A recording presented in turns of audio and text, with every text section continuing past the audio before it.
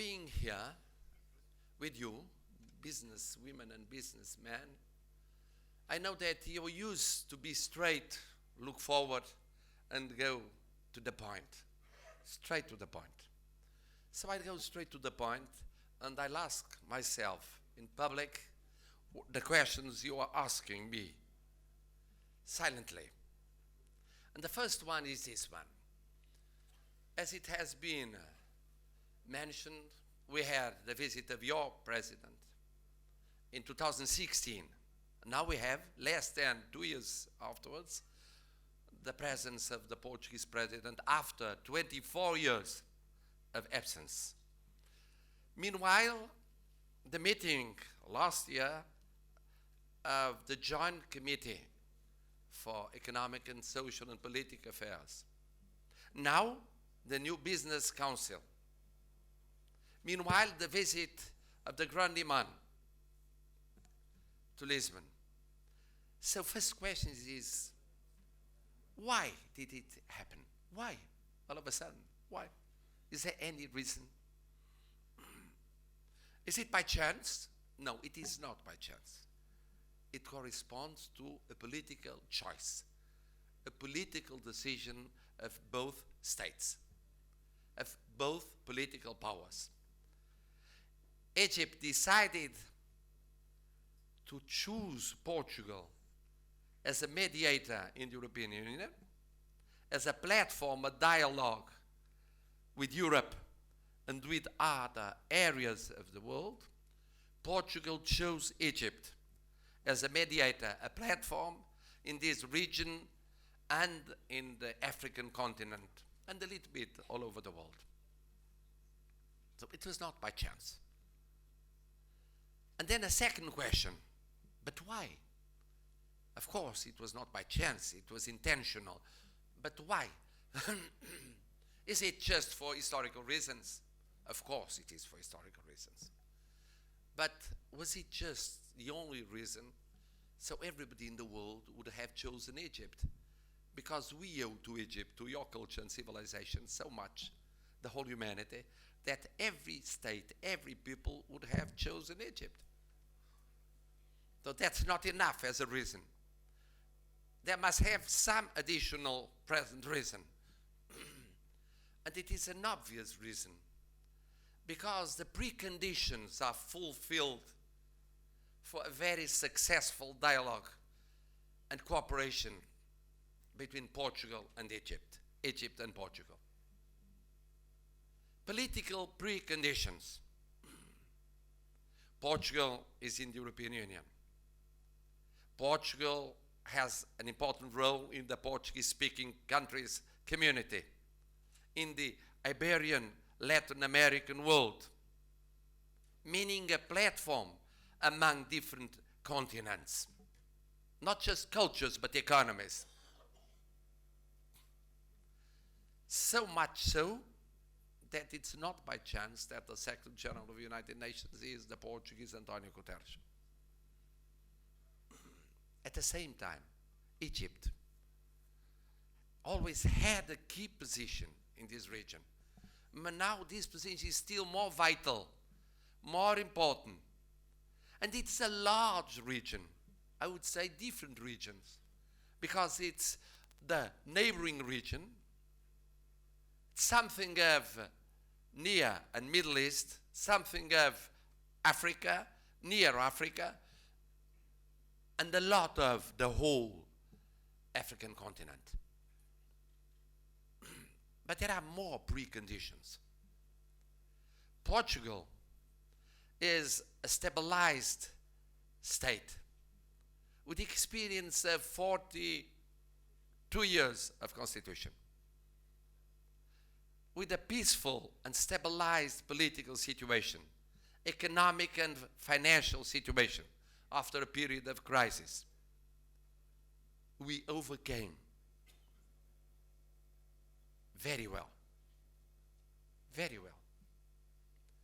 And Egypt is in a transitional period with signs of stabilization, like your last elections.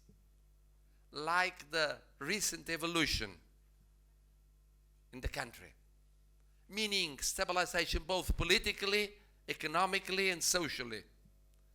So that's the good moment for people to meet and work together.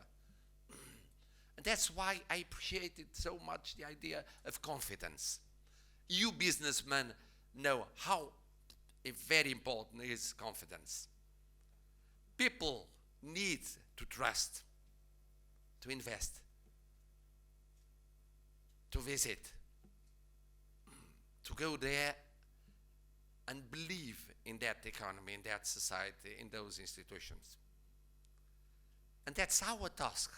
That was why it happened now. And so quickly, which is a very good sign, a very good symbol. But we need to build this confidence, a mutual one, every day. That's why this business council is so important. But much more important is that you trust each other in every sector. Those that came from Portugal and those that didn't come because they couldn't afford to. But they'll be coming, or they are already here, or they were here. And those of you that are in touch with Portugal, you must trust each other and believe in this unique opportunity. It's a unique opportunity. Next question, and what for?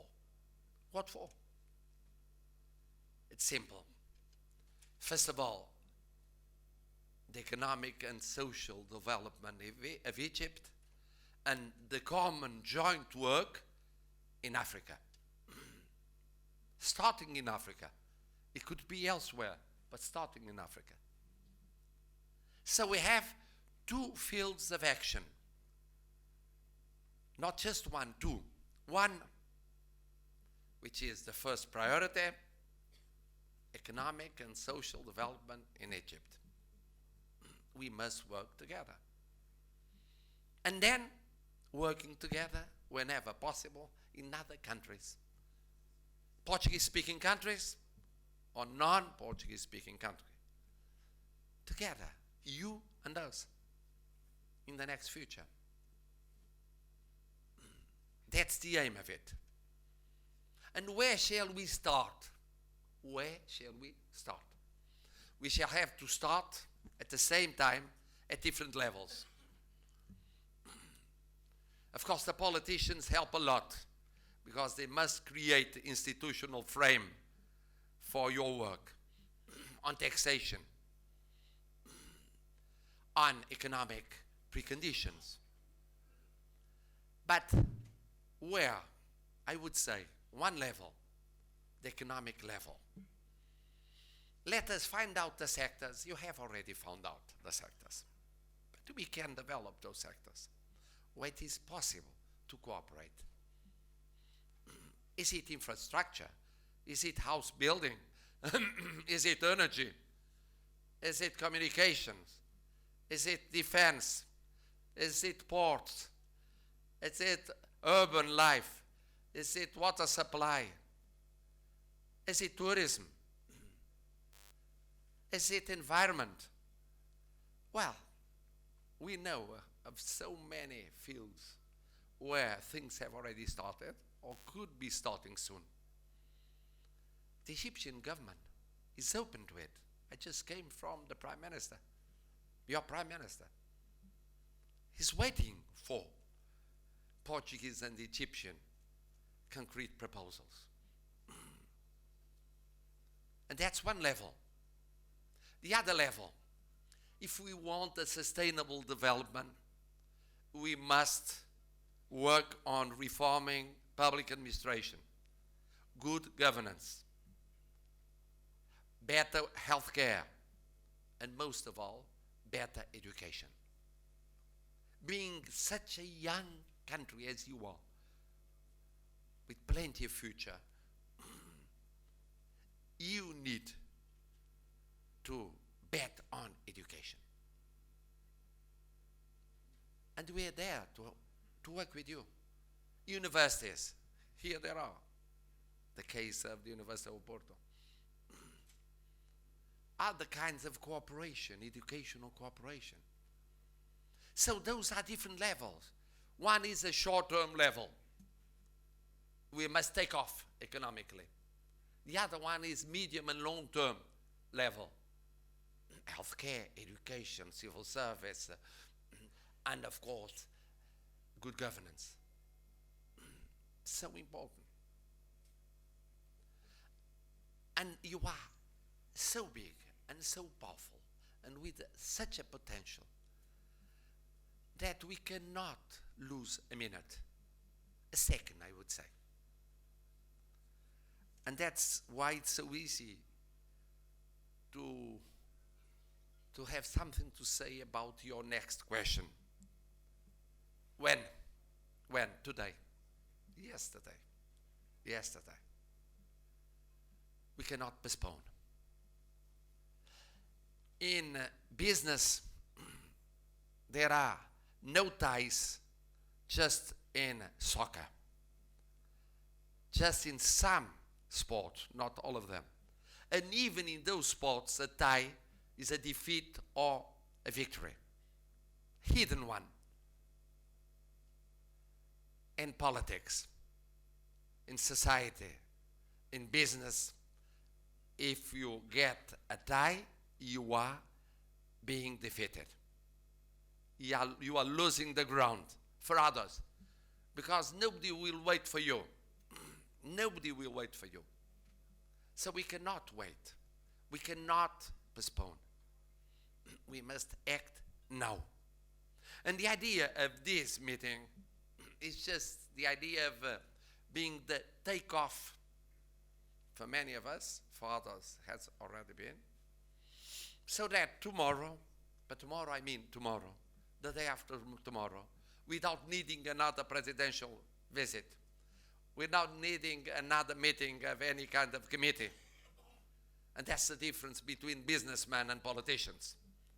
Politicians need to meet from time to time. Businessmen meet every day. They are in touch permanently. That's the difference between businessmen and political and social institutions, classic ones. They take longer to react. You anticipate. You must anticipate. I want to come back to Egypt in a couple of years and see the outcome at this meeting. See the results. Look at it and see what has been done in trade and in investment. What kind of investment? Where?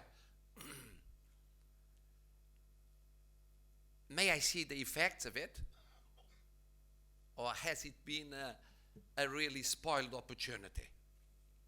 We cannot afford to miss this opportunity. Neither Portugal nor Egypt. And for another reason, because this must be an example for other countries and other companies, most of all in Europe.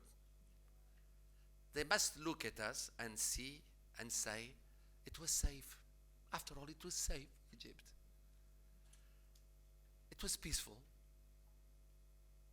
There was security. There were institutional conditions. It worked.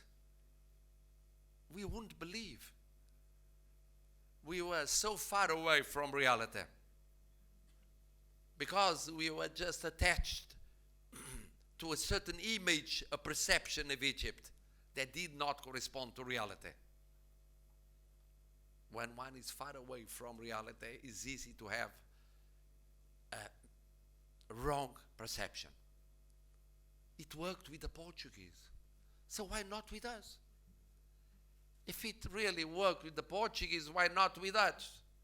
Other European countries, other countries from all over the world. So in a sense, it's also an opportunity of giving a very good example. Of course, if we can afford to have all those friends coming a little bit later than sooner, better for the Portuguese. But for you Egyptians, it's good that it works quickly so that you can show more and more examples of what has been done. And that's why I am very optimistic. Usually I'm not so much optimistic. No. I used to say in my country I'm a realistic optimist. I mean, I believe, but I believe looking at reality with the feet on the ground. But here I'm optimistic. Because it would be a big mistake to miss this opportunity. And I do believe in rationality. I'm a professor. And a professor believes in rationality. When I looked at my students, the thing that disturbed me more after the problems of character was the fact of seeing people able to reach a certain aim and not understanding that he or her had that opportunity. They would not understand it. Something that is irrational, for me, professor, makes me angry. It is irrational if you, businessman, Portuguese and Egyptian, looking at reality, understand that this is the momentum, not tomorrow, the day after tomorrow, if you do not make up your minds quickly. Because our governments, our political powers, our states understood it, are ready to help. Now it's up to you. It's up to you. I must be your guest in a couple of years, and I will come here to thank you. Now I thank you for being here. That's not enough. I want to thank you for the results of your decisions, of your investments, of your work for the Egyptian economy. And then, of course, altogether in other countries, for both of us. It's a new cycle. It's a new beginning. It's good for you. It's good for us. I feel very happy for being able to witness this precise moment. Because it could be an historical moment. It could be. It depends upon you. Anyway, thank you very much.